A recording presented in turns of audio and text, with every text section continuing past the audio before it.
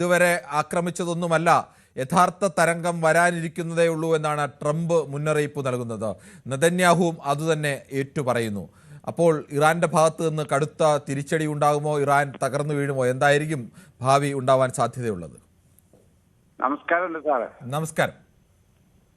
അപ്പോ ഈ യുദ്ധം തന്നെ ട്രംപിന്റെ ആവശ്യമാണ്, നെതന്യാഹുവിന്റെ ആവശ്യമാണ് ഇല്ലേ? യുദ്ധം നടക്കണം എന്നുള്ളത് ഈ രാജ്യത്ത്. അതെ. ഇപ്പൊ നിങ്ങളെ ചാനൽ ഇപ്പൊ അവിടെ എഴുതി കാട്ടി, മറ്റേ ഇത് വരുന്നതും മറ്റേ വരുന്നതും എണ്ണ വരുന്നതും വേറുള്ളതും ഒക്കെ എഴുതി കാട്ടി. അങ്ങനെ വന്നിട്ടുണ്ടെങ്കിൽ ഈ ഇന്ത്യൻ തകരുമെന്ന് പറഞ്ഞു അദ്ദേഹം.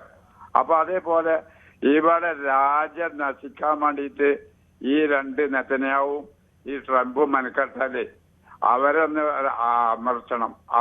അമരടിയിൽ നിർത്തണം. അതിന് സാധിക്കണം ഈ ഇന്ത്യ രാജ്യത്ത്.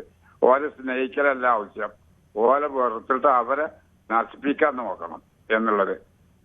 ഇവിടെ രാജ്യം മുഴുവൻ, ഞാൻ ആദ്യം പറഞ്ഞു, ഇവിടെ ലോകത്തിനെ സർവനാശിക്കാരം യുദ്ധം എന്നുള്ളത്.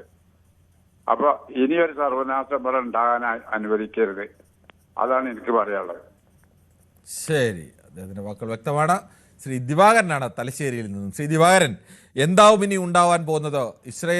ഇസ്രയേലിന്റെയും അമേരിക്കയുടെയും ആക്രമണത്തിന് മുന്നിൽ ഇറാൻ തിരിച്ചടിക്കുമോ അതോ ഇറാൻ തകർന്നടിയുമോ? നമസ്കാരം കിരൺ സാറേ. നമസ്കാരം. അതായത് ഇവര് വേറെ മനസാക്ഷി അതായത് മനുഷ്യ മൃഗത്തിന്റെ രൂപത്തിൽ ഇവർ പെരുമാ ആയിട്ടല്ലേ ചെയ്യുന്നത്. അതായത് ഇവർക്ക് ഒറ്റ ജന്മയില്ല, അത് ഇവർ മനസ്സിലാക്കുന്നില്ല. അതായത് ഈ കൊറോണ മറ്റ് കുറെ പ്രകൃതി പ്രകൃതി തന്നെ ശിക്ഷിച്ച്, ഇത് മനുഷ്യൻ തന്നെയാ ശിക്ഷിക്കുന്നത്. അത് പിന്നെ സാറേ ഇപ്പൊ ഇത് അതായത് ലോകരാഷ്ട്ര യൂണിറ്റി സംഘ് അല്ലേ, രാഷ്ട്രസഭ, പിന്നെ ഐക്യരാഷ്ട്രസഭ, അത് ഇവരെ നിലത്ത് നിർത്തണ്ടേ? അതൊരു കോടതിയല്ലേ, അവര് നിലത്ത് നിർത്തണ്ടേ? എന്താ പേടിപ്പിച്ചാൽ നിൽക്കൂലേ? ഈ ഭ്രാന്തന്മാർ, ഈ സൈക്കോളജിക്കൽ പ്രോബ്ലംസ് ഉള്ള ഈ ഈറ്റലിനും പിടിച്ച് ജയിലിലിടുക. എന്നിട്ടെങ്കിലും ഇനിയെങ്കിലും വോട്ട് ചെയ്യുമ്പോ ഈ ജനങ്ങളെ ഇനി മനസ്സിലാക്കാം, ശാന്തിയും സമാധാനവും കെട്ടിക്കണ്ടിക്കല് ഇങ്ങനെയുള്ള ഭ്രാന്തന്മാരെ പിടിച്ചിട്ട് ഇതാക്കുക. അതായത് രണ്ടും കണക്കാ. രണ്ടാളും നമ്മൾ one region one caste one god പുറമെ എന്ന് പറഞ്ഞ പോലെ എല്ലാവരും എല്ലാ മതവും ജാതിയെല്ലാം ഒന്നാ. പക്ഷെ ഇത് മതഭ്രാന്തം പിടിച്ച് രാജ്യം വീണ്ടെടുക്കാൻ വേണ്ടിയിട്ട് അടത്തി എടുത്തിട്ട് ഒന്നും തിരിയുന്നില്ല ഇതിനൊന്നും. എന്നിട്ട് വാളെടുത്തവൻ, പണ്ടൊരു വാക്കുണ്ട്, വാളെടുത്തവൻ വേറെ ആളെ കൊല്ലണ്ടിക്കലോ വാളാൽ നശിക്കുന്നുള്ളത്. ആ ഒരു പാഠം ഇനി ഉൾക്കൊള്ളുന്നില്ല. മനുഷ്യൻ എന്ന് പറഞ്ഞാൽ പശ്ചിമഘാതികളല്ല, ബുദ്ധിയും. താങ്കളുടെ അഭിപ്രായം വ്യക്തമാണ്. ശ്രീ ദിവാകരൻ. ശ്രീ ഉണ്ണികൃഷ്ണനാണ് പോത്തൻകോട് നിന്നും. ശ്രീ ഉണ്ണികൃഷ്ണൻ, താങ്കൾക്ക് എന്ത് തോന്നുന്നു? ഈ ഇറാന്റെ പക്കൽ എത്ര ബാലിസ്റ്റിക് മിസൈൽ മാത്രമുള്ളൂ എന്നാണ് ലോകത്തിന് അറിവുള്ളത്. പക്ഷെ അത് എത്രയുണ്ട് എന്നതിൽ കാര്യത്തിലൊന്നും ഉറപ്പില്ല. ഇറാന്റെ ഡ്രോണുകൾ എന്ന് പറയുന്നത് തന്നെ ഒരേ സമയം 5 പോർമുനകൾ വഹിക്കാനൊക്കെ ശേഷിയുള്ള ഡ്രോണുകളൊക്കെയാണ്. അത് വലിയ യുദ്ധത്തിലൊക്കെ അവരെ സഹായിക്കുന്നതാണ്. ഇപ്പോൾ തന്നെ ഏകദേശം 1000-ഓളം ഡ്രോണുകളും മിസൈലുകളും ഒക്കെ തകർത്തുവെന്ന് അവകാശവാദങ്ങളൊക്കെ വരുന്നു. ഏറെക്കുറെ ശരിയായിരിക്കാനുള്ള സാധ്യതയാണുള്ളത്. പക്ഷേ അങ്ങനെ ഒരു യുദ്ധത്തിലേക്ക് പോയാൽ എന്താവും ഇറാൻ എന്ന് പറയുന്ന രാജ്യത്തിന്റെ, പ്രത്യേകിച്ച് അതിന്റെ സമീപത്തുള്ള GCC രാജ്യങ്ങളിലൊക്കെ അവസ്ഥ? അല്ല, ഇതിപ്പം നമ്മൾ കണ്ടുകൊണ്ടിരിക്കുന്നത് നോക്കിക്കഴിഞ്ഞാല് ഒരു കാരണവശാലും പിടിച്ചിരിക്കാൻ പറ്റില്ല.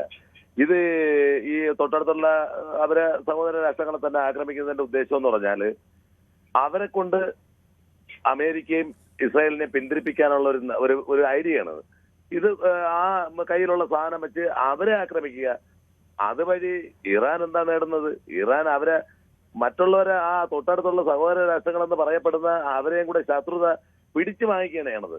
ആ രാജ്യത്ത് കിടക്കുന്ന ഇന്ത്യക്കാരായിട്ടുള്ള നമ്മുടെ സഹോദരങ്ങള് അവരെ രക്ഷിക്കാൻ നമ്മൾ നോക്കിക്കൊണ്ടിരിക്കുമ്പോഴാണ് ഇവിടെ കുറെ അന്തം കമ്മികൾ നടന്ന് പറയാണ് പിന്നെ ദുഃഖം ആചരിച്ചില്ല, അത് ചെയ്തില്ല, ഇത് ചെയ്തില്ല എന്ന്.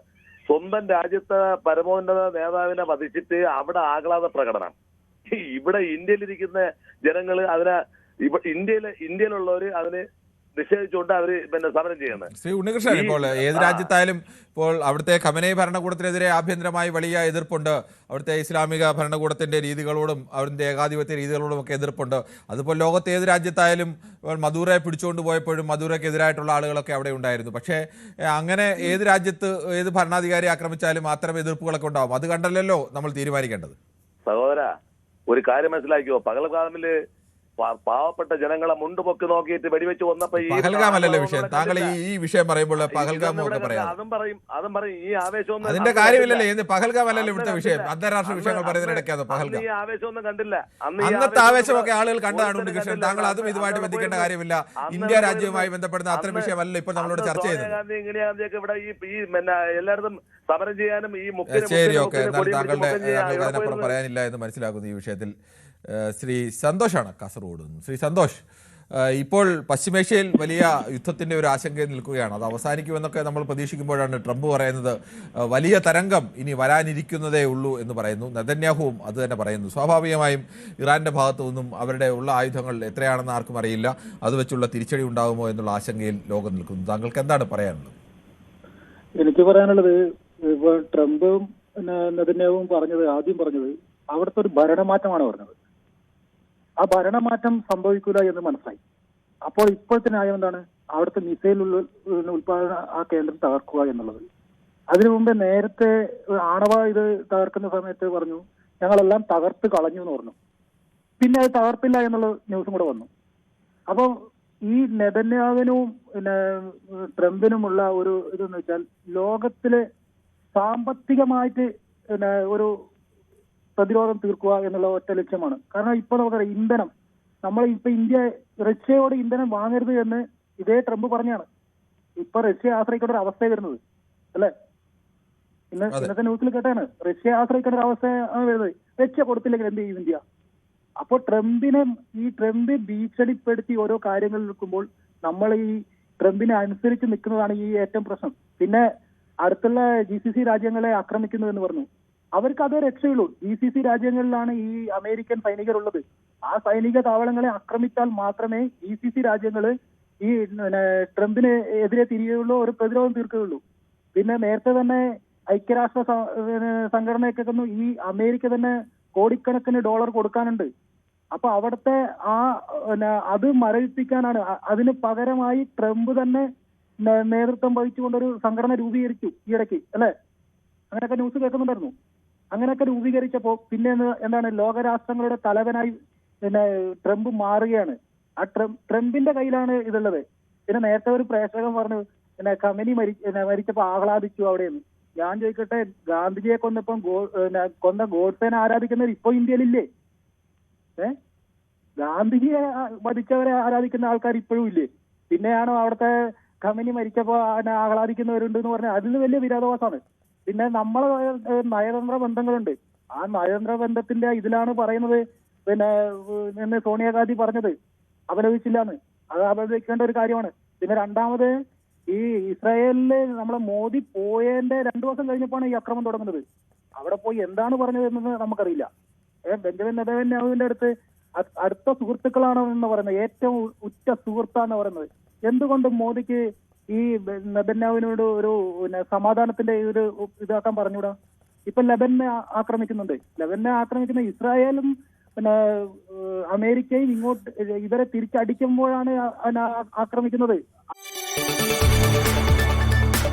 കൂടുതൽ വാർത്തകൾക്ക് News 18 Keralam YouTube channel subscribe ചെയ്യുക.